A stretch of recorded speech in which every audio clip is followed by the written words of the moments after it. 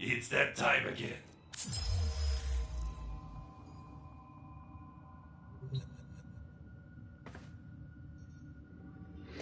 Hey, what's up? Cobra Jin here. This video is going to be a little bit different because I have a passionate rant. Even though I don't have an audience, I need to say it, and I need to say it publicly because I've started leaving. I'm a healthcare worker in BC. It is a lower level. It is entry level healthcare, but the thing is, you know, I feel like people picture like every healthcare worker is like a doctor and a nurse who's struggling and working 6 days a week and doesn't even get to see their family and all this, and that's what the news shows you, and that is like, I mean, that's a bit of an assumption because I don't even check out the news anymore, but they're not showing you at all. Okay, you need to, yeah, no, you need to be quiet. I wonder if that guy will shut up.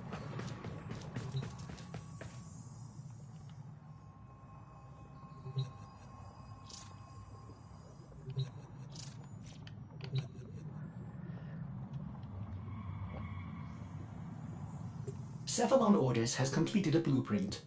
Check the foundry. Anyways, you know, I'm just an average, I've always considered myself average intelligence. I'm a highly compassionate person and a highly empathetic person.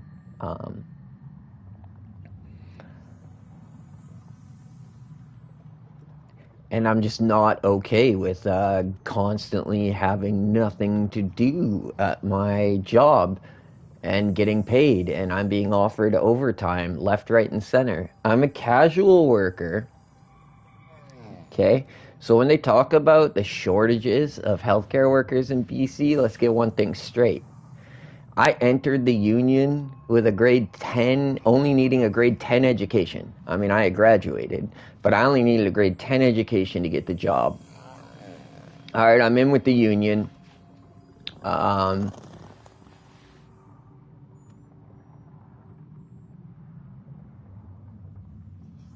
Right. I just want to make sure that I don't say too much, but so I'm a casual. I can pick when I work. I can work, you know, just on the weekend. I can work 1 day a week. It's like I only have to work a minimum, and again, my details, everything, the information we're given. Like if I'm wrong on a number here or something, like I said, I'm just asking people to start looking into this shit. Anyways, I only have to work like 250 hours in a year to keep my position in the union, or it's something like that. I've never had to worry about it because I obviously work more than that. But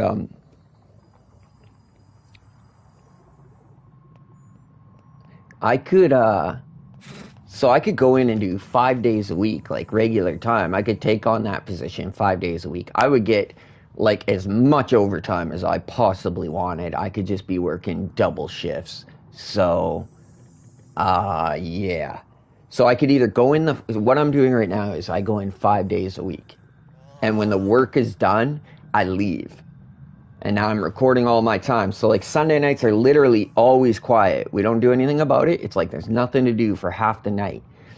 You literally have, like, you have people in there making overtime, making double time, making like the wage that a doctor should get, to literally have nothing to do. And they don't send them home.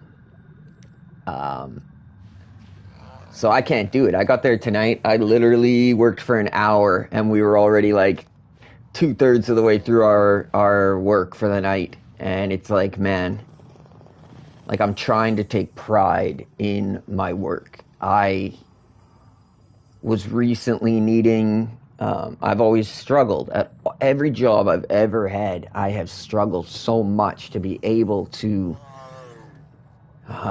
do it, to do 5 days a week. You know, eventually it just kicks my ass and I lose the ability. And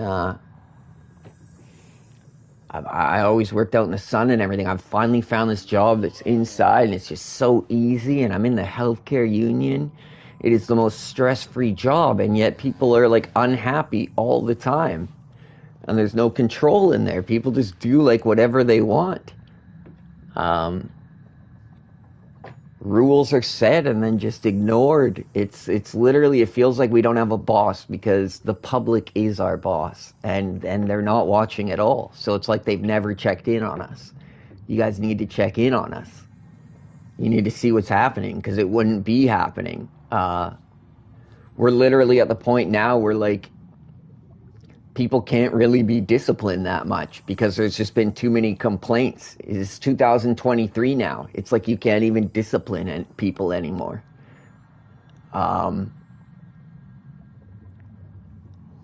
People just start doing like, yeah. Anyways, I've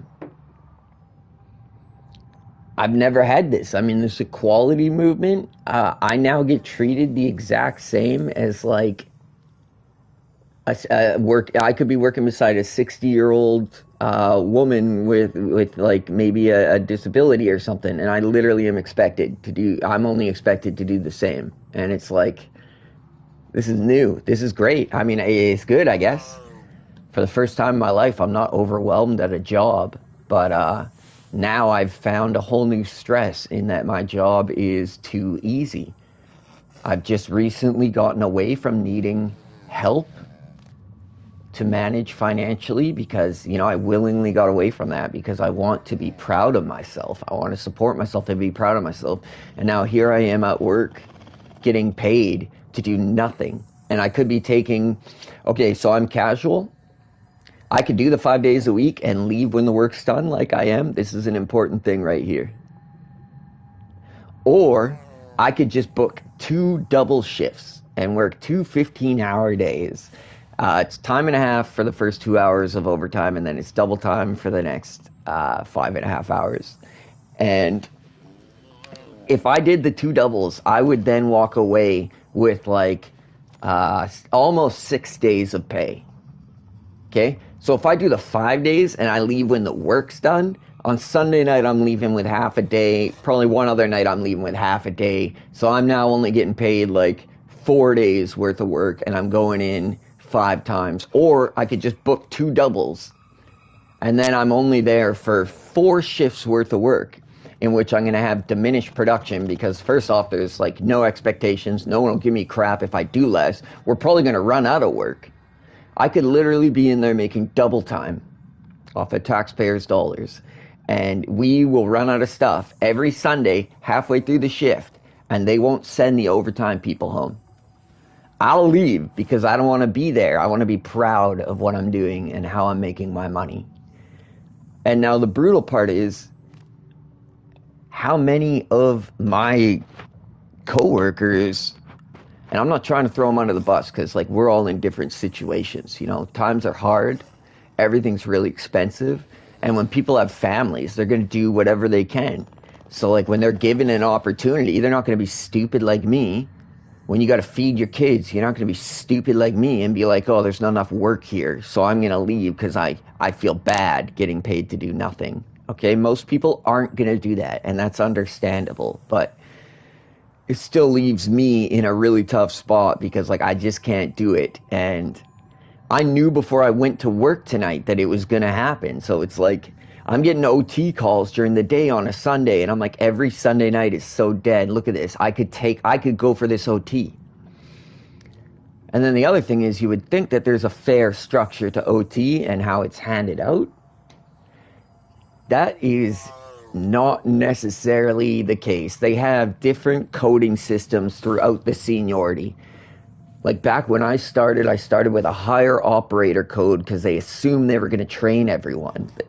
Then all of a sudden they stopped training anyone at all for like a year. They had the same operators getting paid overtime constantly every single day, and they just stopped training people. They still aren't training. I've been bugging to get trained on the machines when I have the experience on the machines from all my other jobs for like over a year, and that entire time they've been paying people double shifts and stuff to be on the machines because they're not training anyone.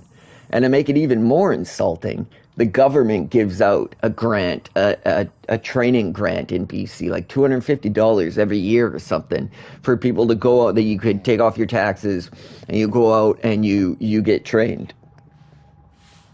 And I can't do that because they've now made it so I have to get trained in-house. They've handcuffed it so people can't get trained that want to. And I'm at like 2,800 hours seniority. So like, I get being like, oh, we're just going to do full-timers and everything. But a lot of them, they're more ambitious. They're going to a better job. This is an intro job. A lot of them get that training and then just leave. And then we're left in the same spot. It's like, I'm not going anywhere. Like, I appreciate this job. It's 5 minutes from my house. I want to only have to work like 4 days a week if I can. I don't want to do 5. I look at everyone that does 5 and more, and they're miserable. They're tired. They're worn out. They're not happy. At my past jobs, I was a negative force. And at this job, I am a positive force. I walk around smiling. I walk around happy with a bunch of grumpy people that just walk around talking about how they don't make enough money. And it's just everybody fighting over overtime. And then the thing is, how could we ever make more money when you got people when we're wasting so much money? Like, I don't, and I can't say this to them because, like, these are my coworkers and they're just dealing with the situation they've been given. I mean, we don't realize how much power for change we have, and there's just too many people that are compliant because things are frickin' comfy. The full-timers get, like, over 20 sick days now. All right? So, like, that's literally, they're calling in, like, twice a month. And as soon as somebody calls in, it goes out as an overtime call, whether we need that overtime position or not. And then there's this whole messed up thing where they got all these people that are under the operator status and they're doing attendant picking, and the picking's what we're behind on. And because these people were picking under operator status, when they call in sick, the new people we've hired, I'm pretty sure, again, look into these details, please, public. The new people we've hired no longer start with operator, the lower operator code. They start with just warehouse attendant, which means if somebody takes the operator code so they can get paid a little bit more money to be doing an attendant job, when they call in sick those like 2 times a month, the call out's not even going to the new people. So they're getting totally skipped because they don't have operator status, and it's going to just people that would be picking up overtime because there are no casuals like me that have been waiting to get trained on the machines for like over a year. At one point, I offered to pay for it myself so I could help alleviate the constant overtime that is going on. I can't. They won't let me. They won't let me use the government grant that we're given to train myself to help not waste taxpayers' dollars. Okay, so you tell me why every new person that's hired there is hired as a casual, and you're pretty much given instant access to we've been like greenlit for unlimited overtime. They don't look at it. Somebody calls in, when they call in, they don't even have to talk to anyone. They just call in, leave a message, it's done. No one ever will ask you for a doctor note. No one will ever ask you anything. It's just that fucking simple. You want to go home? Just say you want to go home. Like, what jobs have this? We're living luxuries that other people don't have. And then the worst part is the people are still complaining. Like, our wages are paid by people who are making, who had to fight to get $15.50 an hour or whatever the hell it is, And then my wage is like 24. Like I said, it's a lower level job. My wage is like 24. And then you got people making time and a half and double time on that and having nothing to do, and they don't even get sent home. I don't know how this isn't. I'll be careful with my words, but this doesn't make sense to me. I hate when I hear people talking about privatization in healthcare because I don't see anyone trying to fix it. And I thought I had a career. I thought I was safe. I thought I felt job security at the beginning of the pandemic and everything. But then, first off, the way they changed rules and everything, the public totally left us hanging when they wanted to put in the mandates. I had to get it. I personally, from the jabby jab, I personally had complications, and that's all I'll say about that. So I'm basing it off my own personal experience, but that was forced on me. It wasn't something I wanted to do. The public let that mandate happen, and well, whatever you want to think about that.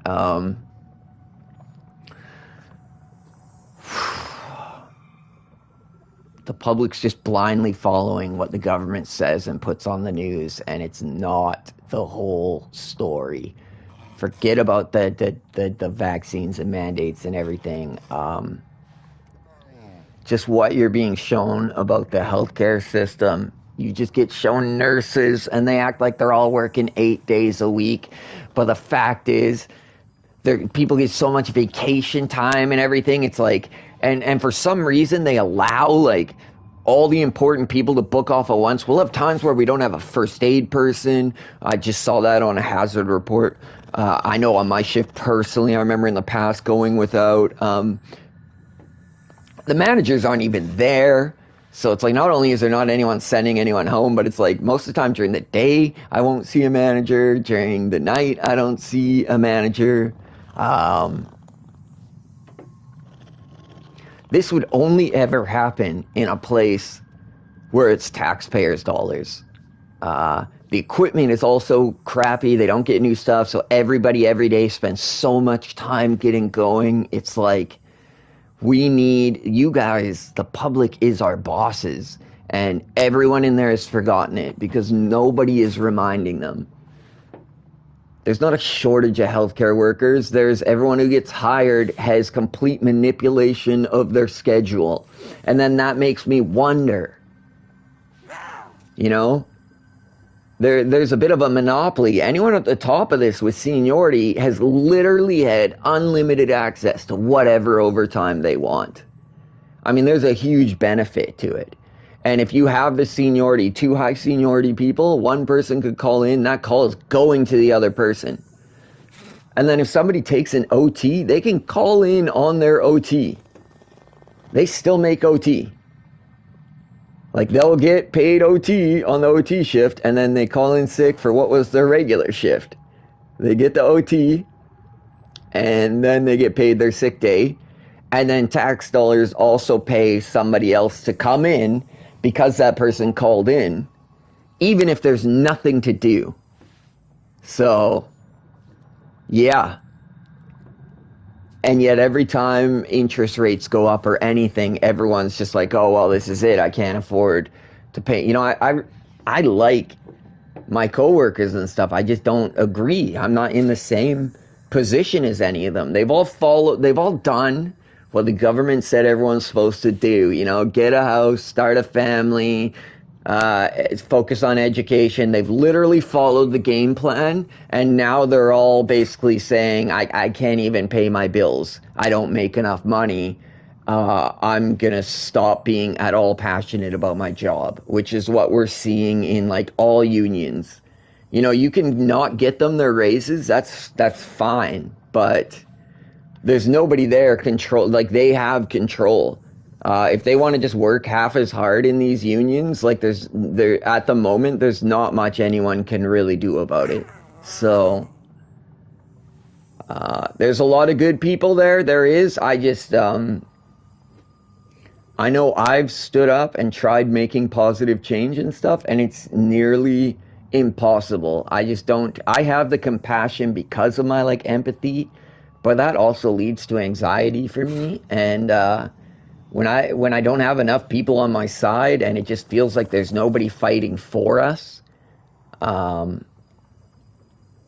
yeah, people like me just lose hope, and they lose the fight, and they realize that it would just be so much easier and so much more beneficial to just go with the flow and benefit from the situation. You know, take the 2 doubles. I could take 2 doubles, get 6 days pay, and have a 4-day weekend. And I could do that like every week. You know, who has that opportunity? I didn't earn it. It's just paid for by your tax dollars. While you fight for $16 minimum wages. The Canadian healthcare system is on the verge. Well, it's not going to work how it's going right now. And I've always had this problem my whole life of looking ahead. instead of just living in the moment and looking ahead, and then I become hopeless. And that's what I see with the healthcare system. Yeah, this doesn't make sense with Canada's aging population, the lack of, I mean, immigrants are coming here and having kids and stuff, but look at the birth rates amongst I know a lot of people that were born here that already knew how unaffordable it was and everything, and they just aren't having kids. So yeah, public, please just start.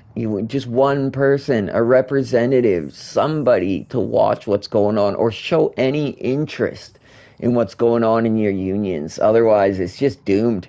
I mean, people just refuse to change. There's so much protection when it comes down to it. And yet it's funny how we lose our protection. When it came to the mandates, like I was saying before, I should have had to work less than 250 hours in a year. It's around that number. Like I said, I could be wrong on these details. These are things we never talk about at work. I should have had to work less than that in a year to lose my position. When they turned around and put in those mandates, first they gave us the 3 months, and I waited and waited and waited. Ontario canceled their mandates, and I was waiting for BC to do the same, because Ontario was the one that announced mandates, and then BC followed, and then Ontario canceled theirs, and BC still instated theirs. So I was just hoping that it wasn't going to happen, that the public was going to wake up and realize how bad of an idea it was. I waited until the very last second. I had to take a month and a half. Actually, it turned into longer off work once the complications happened. But anyways, point is, I was being threatened. I had until December 12th they gave me a notice, and it said I had till December 12th to get the second shot, or I would have my seniority terminated, and they would no longer have a contractual obligation to me. And then all the paperwork they gave us was so confusing. It said two things at once. It said I could come back with one shot. It said I couldn't. And then when I tried getting a hold of the management and everything, nobody got back to me. I was left so stressed out. I was finally just going to go in one night with all the conflicting information, and I had it all on paper, and I had sections highlighted and everything.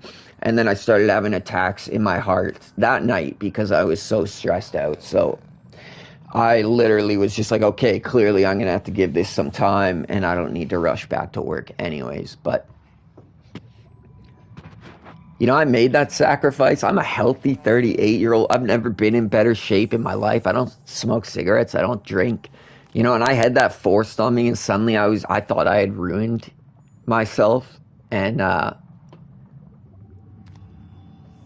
the effectiveness of that whole process is not being discussed in Canada. So I won't get into that much. But let's just say the censorship here of the discussion has been insane the entire time. Don't talk crap about, Twitter or even what the conspiracy theorists have to say unless you at least have contemplated that it could be that there's a possibility it's the truth, and what should you worry about if it is, okay? Because from this healthcare situation, and I'm going to wrap this up, from this healthcare situation, I can tell you, what, I don't know what I was going to say. What people are, the story being given by the government and what's actually happening is so incredibly different. And if there was just one news story on the news about what's actually going on and the opportunities that people are benefiting from your taxpayers while the healthcare system is suffering because people are just acting like they don't care. I mean, to me, it feels like it's being pushed towards privatization. And until I see somebody actually making an effort, I don't care who it is, Jagmeet Singh, he can say all he wants about how he's trying to fix things. Until I see somebody actually trying to fix things, you can talk about privatization, and that's great and all, but like I said, I had a career I was passionate about, at a job that I could finally handle, and And now it's too easy. I don't want to clean for 4 hours a night looking at overtime people making $50 an hour that don't get sent home. Like it stresses me out. It turns me into a toxic person because I'm the only one there who even feels that way. And I can't force the smile. So my final words are, look into all. I've heard similar stories from different aspects, from nursing homes to mental health facilities to the hospitals. Yes, even the hospitals, to like we're a fulfillment center. And don't underestimate the importance. Like our system is so susceptible. We send out like 90% of all our medical equipment and supplies goes to one place and then gets sent out to all the hospitals almost all the hospitals in BC, even some on the island. What are some of the other ones? I don't know. We go really far. We go all over the place. Honestly, like we never had to shut down because of a COVID outbreak. If it had happened, I don't even know what would happen because of the way our medical system works. They're getting like a day's worth of materials at a time. It's like every day. Sometimes they order like a box of Band-Aids. It's the most ridiculous thing I've ever seen. And that'll get put in a tote that's like 100 times bigger than it needs to be. And that gets sent as an order.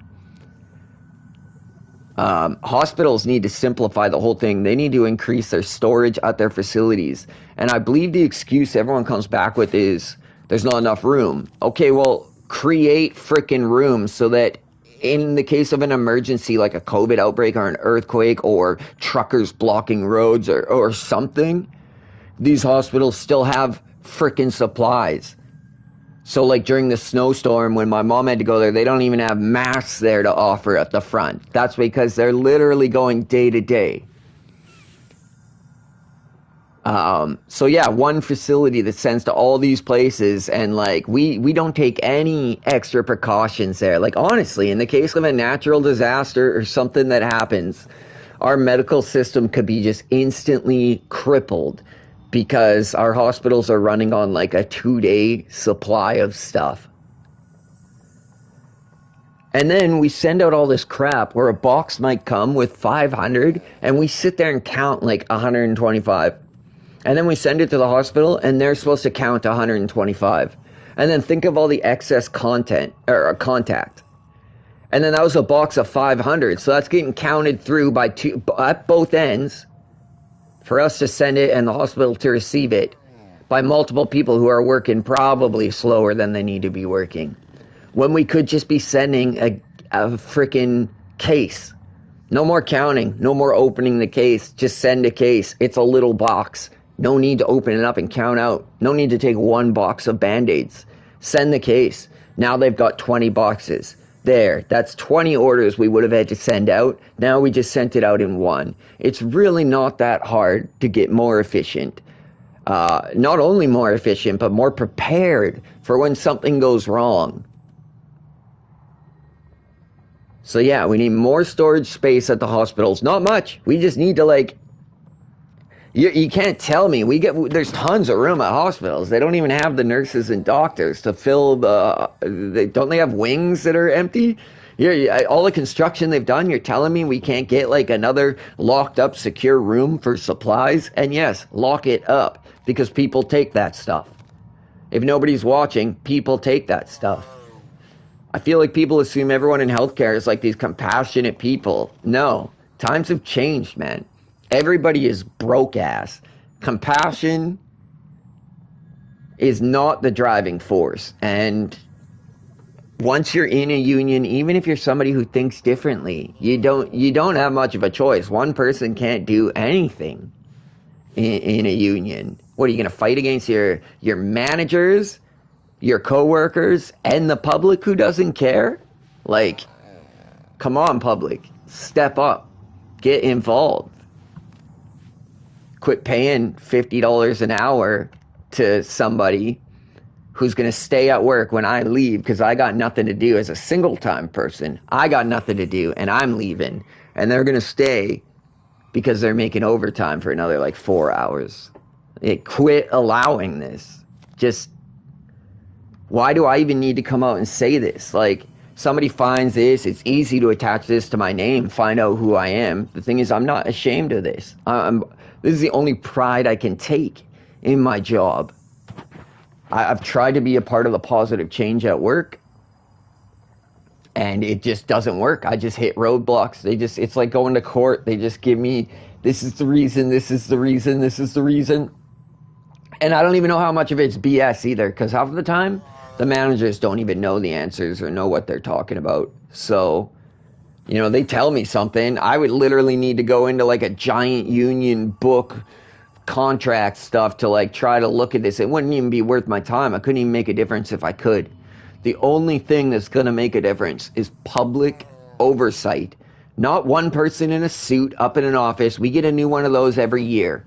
And I now just don't really care who it is, because they're just a guy in a suit who comes in, they pretend they care at first, they slowly become less receptive to things you have to say, and eventually they're not receptive at all, and then they're gone, and you're not given any explanation of why they left, what they accomplished, or what the goals of the new person are.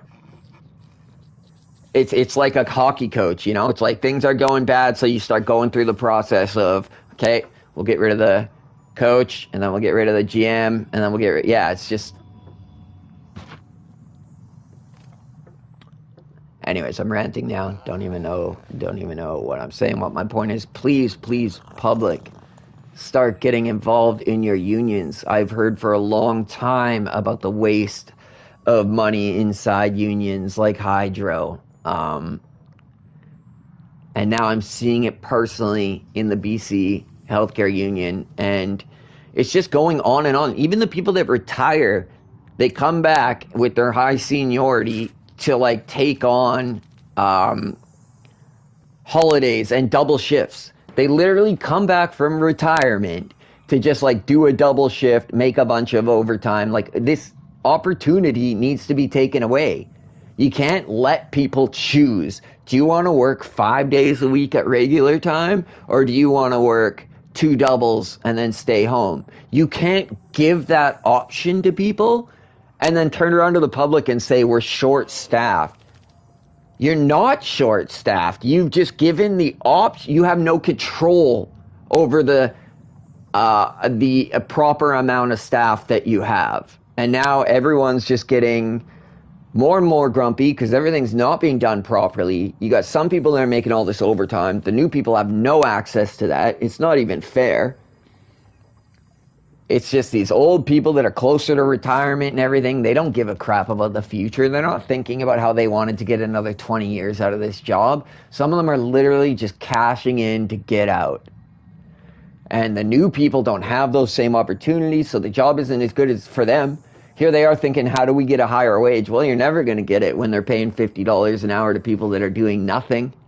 And this is just where we are. I can only imagine. Like I said, I've heard similar stories. So, like, come on, news outlets like Rebel News and stuff. You want to start sharing stories? Get the real inside scoop from nursing homes. The abuse that happens, the lack of compassion, the way people would disregard people just because they're like, oh, that's not my job. That this person doesn't do this. I'm not going to do this. Like, I don't know them. I've only heard a couple. You need to talk to people that have already retired and do it anonymously so their pensions aren't at risk. Like, people are just,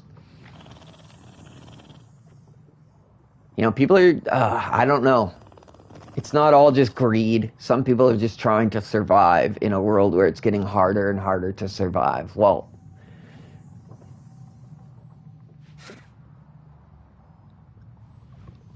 I can't take it anymore. I can't keep leaving work. I need to get paid. I just want to have work. I'm a public servant. I don't want to get paid for doing nothing. Get rid of the OT. Everyone's working slower because of it. People call in more because of it. It is a toxic atmosphere at work because of it. That's all I have to say. pointless ranty video, but I got to get that off my chest because I literally got an hour's work tonight and then just left. And everyone's like, "Oh, why are you leaving? Stay." People literally, they're on the second half of a double and they're watching me leave. I'm the only one going. Nobody, well, sometimes other people leave, but it's not really for the same reasons. I seem to be the only one who really just, it's just a point I'm at, I guess. I just got away from having help, and I just want to be proud of myself, and I can't being a part of, like, and I can't say this to my team, but like I can't be proud of being a part of that team. If I'm on that team and nothing changes, I'm being forced to be a part of the problem, and it's very hard to deal with. Please, public, step in before everyone gives up, or before all the people that are compassionate get chased away because they just can't deal with the frustration of like nobody really trying to improve the situation. I've seen good people come in and they get frustrated. I've seen the new people. They have these frustrations, but they learn to be quiet about it because it's easier to be quiet. And the overtime. Overtime is killing the healthcare system. They have way too many sick days.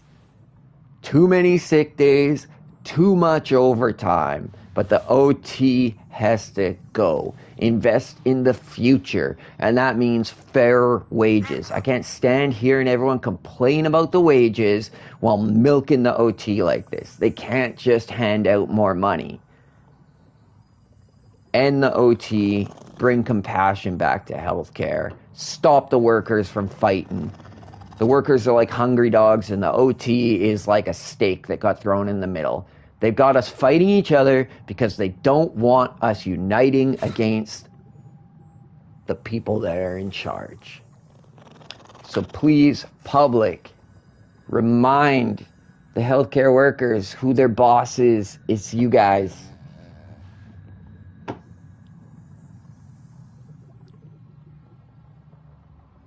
OT has to go. It should be you have to work a full week, which for us is only 37 and a half hours. You should have to work anything over 37 and a half will be OT.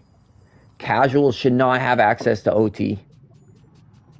We're trying to refuel a healthcare system, restock it with workers by bringing them in and then just giving them complete control over their schedule and the ability to work half as much and get more pay.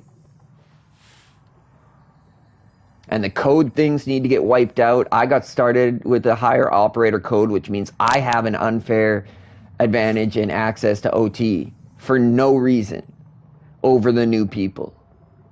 No one else is coming out and saying this. They're just enjoying the advantage. But I'm telling you, I know that's there because I have it.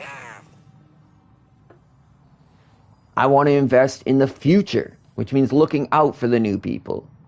Nobody here is fighting for us. There's nobody that's looking out for this. Nobody's taking it upon themselves. It's like me and one or two other coworkers are actually trying to like take in our own time to kind of go against our coworkers and try looking out for the new people and the taxpayers and everything. So like a little bit of frickin' assistance here as I stand up to my coworkers. I mean, if I try fighting the OT, you realize there's people that are making like thousands a month off this. And you're expecting me to personally step up and sit here trying to like get people to understand this? Like, yeah, okay. I'm going to start getting my tires flattened or something. Like, you hear those horror stories about what's been happening at workplaces in the States and stuff? The managers that show up, you know? Let's just say I'm going to be one of the people with a target on me if that happens, because I'm always in there going against the grain, trying to look out for the public when not many people are.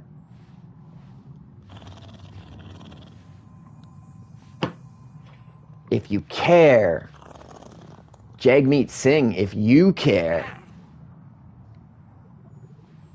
get some public oversight. Unions refuse to change. And anything that refuses to change is like guaranteed to fail. I don't know where I'm pulling that from, but I just don't. What can go through life without changing with the times? Times change. Unions do everything they can to stay the same. All right, well, this was different. I'm gonna just go play some video games now. But I wish this could get checked out. I don't know if it was insightful at all. Like I said, I don't have the information. It's hidden from me. I focus a lot on safety at work. A lot of people focus on individual issues and everything.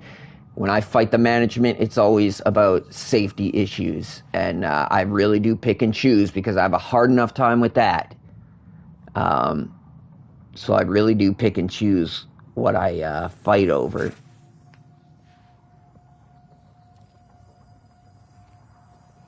So join my side. Start looking into, like I said, reporters. Start reporting. Start investigating. Investigative journalists. There's got to be, find the stipulation. Like I said, it's like going to court, but there's got to be some sort of stipulation that the public has a right to some sort of oversight, some sort of transparency. Let's at least let the public find out how comfy healthcare workers have it, to the point that we're sitting here abusing the system. We're not hard done by. The only people super tired are doing doubles because they want to, and they're making incredibly fat money off it. So, in all honesty, I don't really like it because I work around people that are like operating machines and then working overtime all the time. So, and the machines work around the people on foot. So, I mean, exhaustion is a major factor that can lead to accidents. So, anyways, get involved, like it, share it if you know somebody that could maybe hear it and get inspired to start finding a way to fill the public in, because I can't really come on here and do this. Like, I don't know at what point I could say something that would like get me kicked out of the union. So, like I said, this is no secret account. This could easily get traced back to me and everything. I just don't think I've said, and I'm proud of what I'm saying right now, and I don't think I haven't called anybody out. I just don't, I got to worry about what I have no idea when they could turn around and be like, you couldn't go on social media and say some of this stuff. Like, but I'm just trying to fill the public in, I'm trying to tell anyone. So please,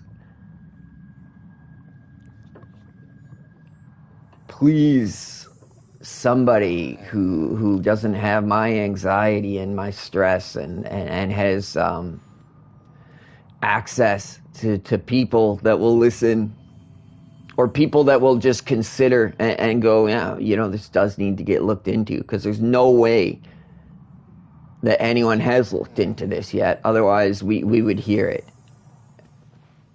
I mean, the mainstream media is on the verge of just losing all credibility. It's amazing that anybody even listens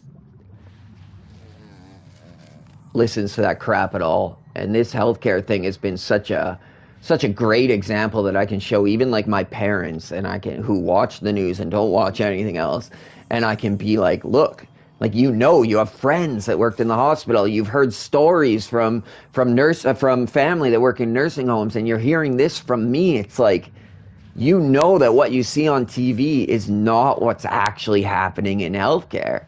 Like, that's a lie. It's misinformation that you're being given on the news. And it's like the first time that my mom literally, like, she's like, yeah, no, like, I have heard these stories from these different things, and I don't hear any of this. It's like the first time I was able to make a point to her about the manipulation of the news and how big of a problem it can be because of how important this issue is over healthcare with Canada's aging population. The amount of people that want to live to be 100, and like the amount of people that aren't really taking care of themselves, And then hell, who knows down the line? I mean, we've done some altering to our bodies in the last couple of years. Who knows if that's gonna, I mean, hasn't it already increased costs to our medical system? Anyways, all I know is my mom needed to go to the hospital. She had to wait 6 hours for an ambulance, and she was at the hospital for 12 hours. And at that exact same time around New Year's, that's when we heard the stories out of like Nova Scotia or whatever of two moms who didn't get home from the hospital. That was literally the same stuff. My mom was sick the same. It was like cold that turned to pneumonia, that turned to the hospital, and then she came home with COVID. And then her and my dad were incredibly sick. It was brutal. And then, yeah, I hear those other two stories. And then I just heard another one where the person got sent home. She was going into labor and she got sent home. This was Nova Scotia too, I think. Got sent home and had the kid on her floor. I guess a paramedic went with them, I think, and had the kid on her floor because there's just no room in the, well, no doctors in the hospital. Like, it feels like somebody is directing us towards privatized healthcare. And I'm just asking, like, please make sure, if it's going to cost a bunch of people their jobs and it's going to lead to a situation where people are just making money off healthcare, like, please at least look into what's going on now to try to maybe address the problem. Because so far nobody has. And what if somebody has an interest in leading this towards privatization? You know, people could be getting paid to lead. No, I'm saying too much now. I don't buy it. Don't tell me that anybody has done everything they can, because the details haven't even been shared with the public yet. They're being purposefully kept in the dark. So you could say next to nothing has been done, actually. All they've done is take taxpayer dollars, so they didn't earn that money, and then they give it to the province, and then it makes healthcare workers' lives more comfortable, but hasn't fixed the situation. So, anyways, I don't really know how to tag like anyone useful. I don't know if maybe Rebel News already knows this stuff and it's not something they look into, but like, this is the Canadian healthcare system. It's going to be a huge deal going forward. You know, everybody's talking about gender and pronouns and all that, and riots and all this stuff, and that's great. That's great. But the increased need for our healthcare system is just an ongoing problem. So, you know, it would be nice to see like an equal amount of coverage covering our falling apart healthcare system that covers like people being stupid to each other, because humans are never going to stop being stupid. We're all human.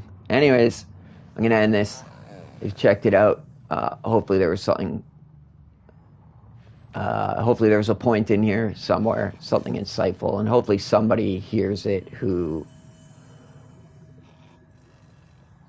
can help me to make a difference somehow, because I don't know how, and I don't want to give up. Anyways, thanks for checking it out. I will see you in the next video.